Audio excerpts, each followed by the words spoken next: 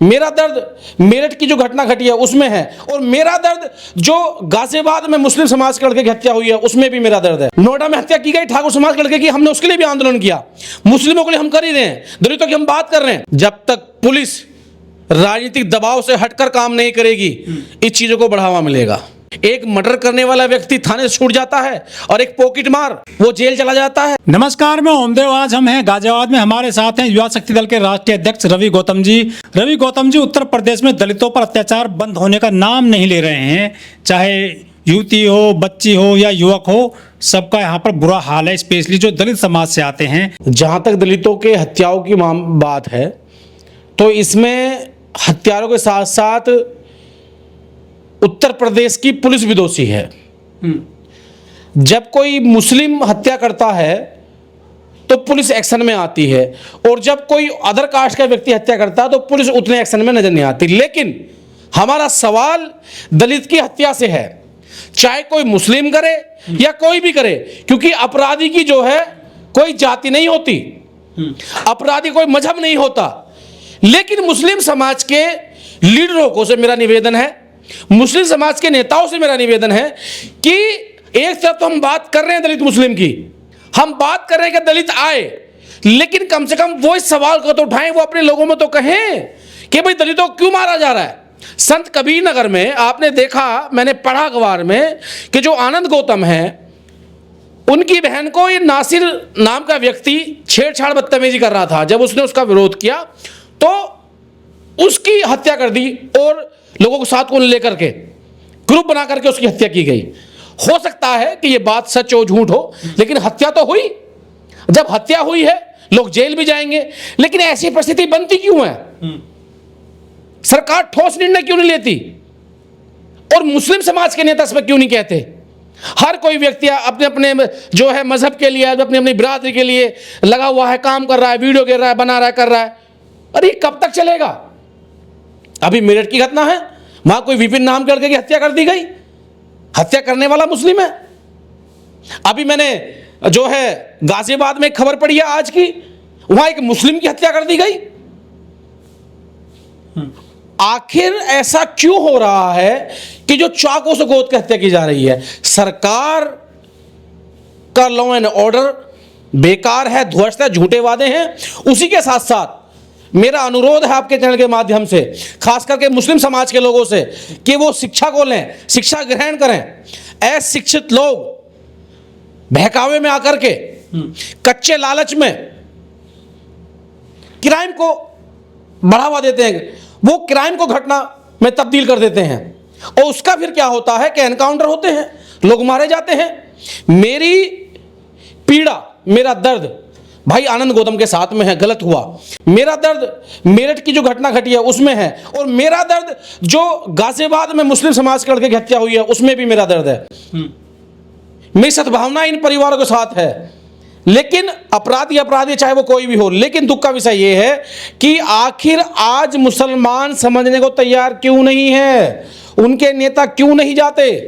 हम आवाज उठाते हैं अपने मुस्लिम भाइयों की, हम आवाज उठाते हैं अपने देश की बहन बेटियों की, लेकिन दुख जब होता है कि जब लोग काम नहीं कर रहे, नेता अपनी जिम्मेदारी नहीं निभा रहे, नेता सिर्फ भड़काऊ भाषण देना, अपनी बात को रखना, कोई भाईचारा कायम नहीं कर रहा। एक दौड़ लगी है, एक रेस लगी पड़ी है, सिर्फ वोट पानी है, सरकार बनानी है, एमपी निकालने हैं, बात खत्म। धरातल पे कोई काम नहीं कर रहा, भाईचारा कोई मजबूत नहीं कर रहा। ये तो युवा शक्ति दल है जो एक समान बराबरी की बात करता है। हमने उनके लिए भी आंदोलन करे हैं जो ठाकुर समाज से आते हैं। अभी नोएडा में हत्या की गई ठाकुर समाज के लड़के की, हमने उसके लिए भी आंदोलन किया। मुस्लिमों के लिए हम कर ही रहे हैं, दलितों की हम बात कर रहे हैं। अब एक अपर कास्ट की लड़की को 6-7 छेड़छाड़ करी, हम लोगों ने वहां भी धरना प्रदर्शन किया।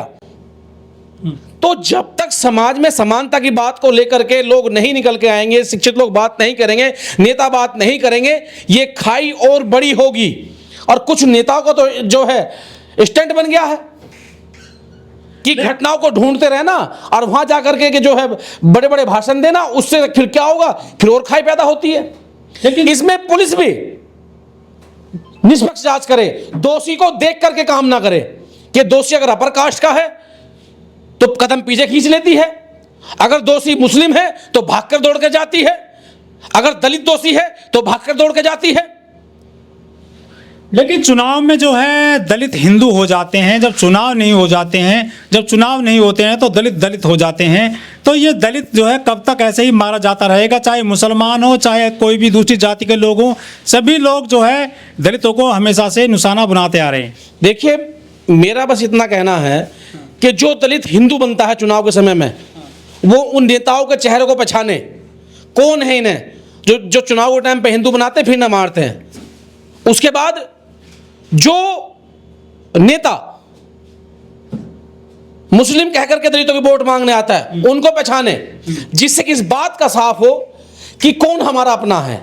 लेकिन ये तो जय भीम जय मीम का नारा देते हैं जो मुसलमान हैं, जो दलित हैं, जो नेता हैं। देखिए, जो जय भीम जय मीम सलाम वालेकुम राम राम सत श्री अकाल कर रहे हैं और समाज के बीच में जा रहे हैं, मैं ये नहीं कहता कि सभी लोगों की मनसा ऐसी है।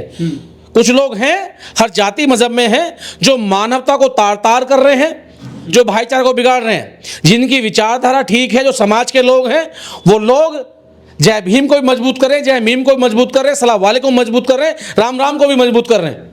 नहीं, योगी जी तो कहते हैं कि उत्तर प्रदेश में बदमाश या तो यूपी छोड़ चुके हैं या फिर वो जमीन ही छोड़ चुके हैं। तो ये लोग कौन कर रहे हैं आकर के हत्याएं खुलेआम? देखिए, मैं योगी जी के क्या कहूँ, योगी जी को सिर्फ मुसलमान दिखाई देता है कि वो सिर्फ अगर कोई मुसलमान अपराधी है, चाहे वो दलित को मार रहा हो या अपर कास्ट को मार रहा हो, तो एनकाउंटर कर दो। लेकिन जब कोई अपर कास्ट का व्यक्ति, अपर का मतलब ये नहीं है कि वो ब्राह्मण है, वो ठाकुर है, बनिया है, वो व्यक्ति जो अपने से नीचे व्यक्ति को छोटा समझे, जब वो कोई अपराध करता है तो वहां पुलिस की गोलियां जो है मिस हो जाती हैं, पुलिस वहां कोई ऐसी ठोस कार्रवाई नहीं करती।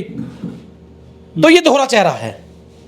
तो ये जो इतना हो रहा है अत्याचार उत्तर प्रदेश में, चुनाव भी आ रहे हैं अगले वर्ष उत्तर प्रदेश में, ये कम क्यों नहीं हो रहे हैं? अपराध बढ़ते ही जा रहे हैं। जब तक माननीय न्यायपालिका ठोस निर्णय नहीं लेगी, जब तक पुलिस राजनीतिक दबाव से हटकर काम नहीं करेगी, इस चीजों को बढ़ावा मिलेगा।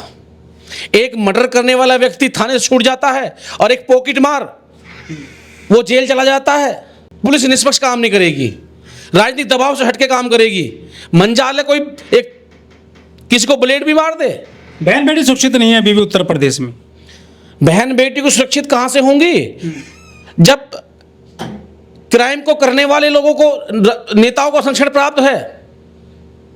कोई किसी का साला है, कोई किसी का मेहमान है। आपने कुलदीप सहगर का मामला नहीं देखा? लगातार घर में जो है 3-3 4-4 मर्डर कर दिए गए, गवाह मारा गया, मां मारी गई, बेटी मारा गया, पिता मारा गया, और तमाम यहां तक कि जजमेंट पलटने तक की तैयारी कर दी गई। आपने चिप्यानंद को नहीं देखा? ये कौन लोग हैं? इन्हें किनका संरक्षण प्राप्त है? इन्हें भाजपा के नेताओं का संरक्षण प्राप्त है। तो बहन बेटी सुरक्षित रहेंगी? ये बलात्कारी, ये रेपिस्ट, अगर ये भाजपा से जुड़े लोग होते हैं तो इन पर कोई ठोस कार्रवाई नहीं होती। लेकिन अपराधी कोई भी हो, कब तक सरकार इन्हें संरक्षण देगी? समय बदलेगा, पुलिस पे दबाव कम होगा, पुलिस अपना काम करेगी।